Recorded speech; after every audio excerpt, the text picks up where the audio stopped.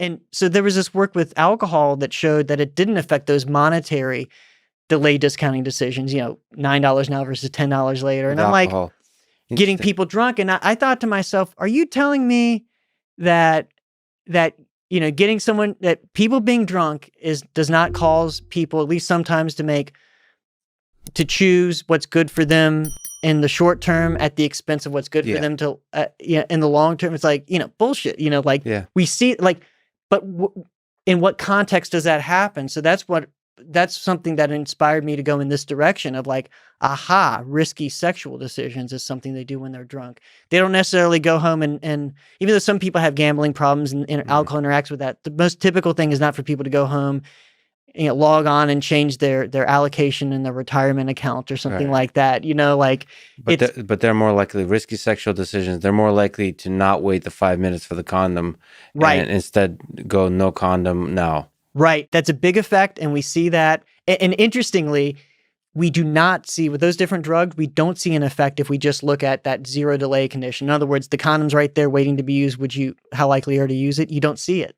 I mean, people are by and large going to use the condom. Yeah. So, and that's the way most of this research outside of behavioral economics that's just looked at condom use decisions, very little of which has ever actually administered the drugs, which is another unique aspect. But they usually just look at like assuming the condom is there. But this is more using behavioral economics to delve in and model something that, and I've done survey research on this, modeling what actually happens. Like you meet someone at a laundromat, like you weren't planning on and it's like one thing leads to another. They live around the corner, these things, and like we did one survey with men who have sex with men and found that 25% of them, 24%, about a quarter, reported in the last 6 months that they had unprotected anal intercourse, which is the most risky in terms of sexually transmitted infection. In the last 6 months, in a situation where they would have used a condom, but they simply didn't use one just because they didn't have one on them. Mm-hmm. So this, to me, it's like, unless we delve into this and understand these suboptimal conditions, we're not going to fully address the problem. There's plenty of people that say, yep, condom use is good. I use it a lot of the time. It's like, where is that failing? And it's under these suboptimal conditions, which if you think about it, it's like most of the case. Action is unfolding. Things are getting hot and heavy. Someone's like, do you got a condom? No. It's like, do they break the action and take 10 minutes to go to the convenience store or whatever? Maybe everything's closed. Maybe they got to wait till tomorrow. And there's something to be studied there that just seems like an unfortunate set of circumstances. Like, what's the solution to that? What's the psychology that needs to be taken apart there? Because it just seems like that's the way of life. We don't expect the things that to happen. Are we supposed to expect them better, to be self-aware enough about our calculations? Or you see the 10-minute detour to a convenience store as a kind of thing that we need to understand how we humans evaluate the cost of that.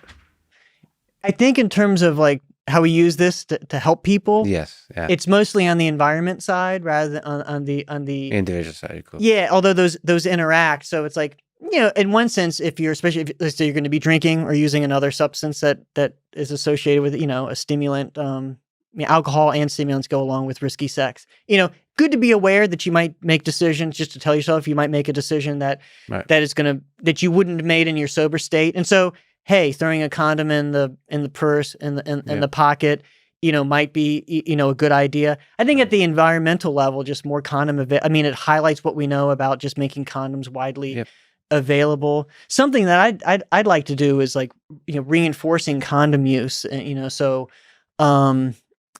just getting people used to carrying a condom everywhere they go. Because it's once it's in someone's habit, if they are, say, like a young single person and, they occasionally have unprotected sex, like training those people. Like, what if you got a text message, once every few days saying, if you send back a photo of a condom within a minute, you get a reward of $5. You could shape that up like that. It's a process called contingency management. It's basically just straight up operant reinforcement. You could shape that up with no problem. And I mean, those procedures of contingency management, giving people systematic rewards, is like, for example, the most powerful way to reduce cocaine use in addicted people. And Is what?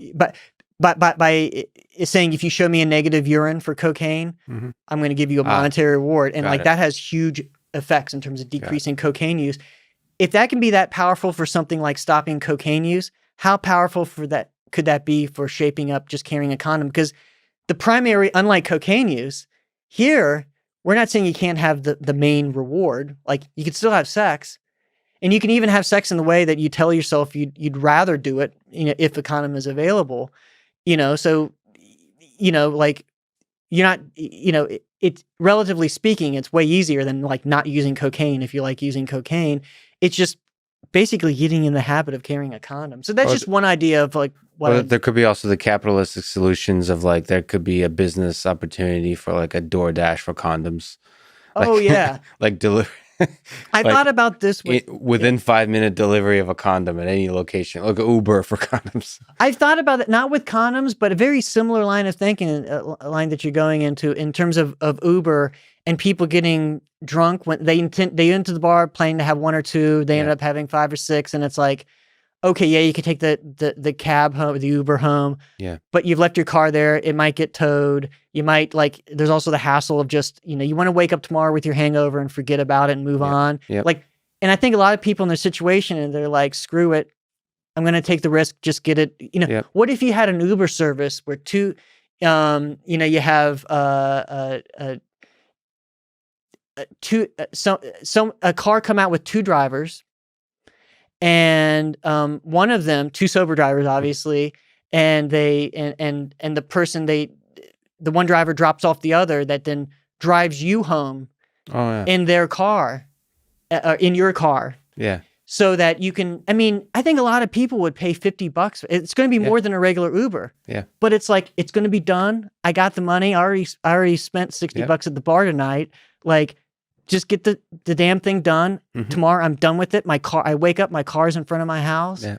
I think someone could, I'm not going to open that business. So like, if anyone hears this and wants to take off with that, like, I think it could help a lot of people. Yeah, definitely. And Uber itself, I would say, helped a huge amount of people. Just making it easy to make the decision of going home, not driving yourself. I read about in Austin where I don't know where it's at now, where they outlawed Uber for a while, because of the whole taxi cab union type thing, and how just, there were like hordes of drunk people that were used to Uber that now didn't have a cheap alternative. We didn't exactly mention, you've done a lot of studies on sexual decision making with different drugs. Is there some interesting insights or findings on the difference between the different drugs? So I think you said meth as well. So cocaine. Is there some interesting characteristics about decision making that these drugs alter versus like alcohol, all those kinds of things? I think, and there's much more to study with this, but I think the biggie there is that the stimulants, they create risky sex by really increasing the rewarding value of sex. Like, if you talk to people that are real, especially that are hooked on stimulants, one of the biggies is like, sex on coke or meth is like so much better than sex without. And that's a big part of why they have trouble quitting, because it's so tied to their sex life. So it's not that your decision making is broken. It's just that you allocate. It's a different aspect of their decision. Yeah, on the reward side. I think on the alcohol, it works more through disinhibition. It's like alcohol is really good at reducing the ability of a delayed punisher to have an effect on current behavior. In other words, there's this bad thing that's going to happen tomorrow or a week from now or 20 years from now. Being drunk is a really good way. And you see this in like rats making decisions. A high dose of alcohol makes someone less sensitive to those consequences. So I think that's the lever that's being hit with alcohol.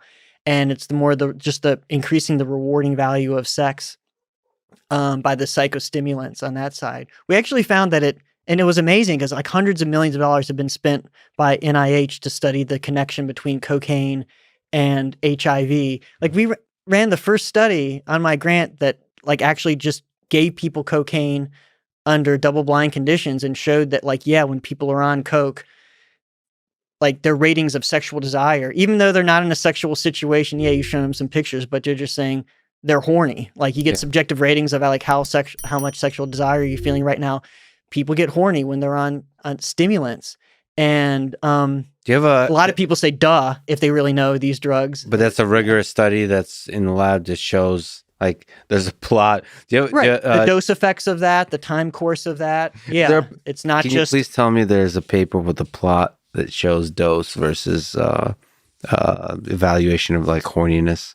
Yeah, we didn't say horniness. We said sexual arousal. Yeah, basically, yeah. There's a plot. I'm going to find this plot. Right, I'll send it to you. There was one headline from some publicity on the work that said, horny cocaine users don't use condoms or something like that. Like, you gotta love journalism. I wouldn't have put it that way, but like, yeah, that's I guess that's right what it finds.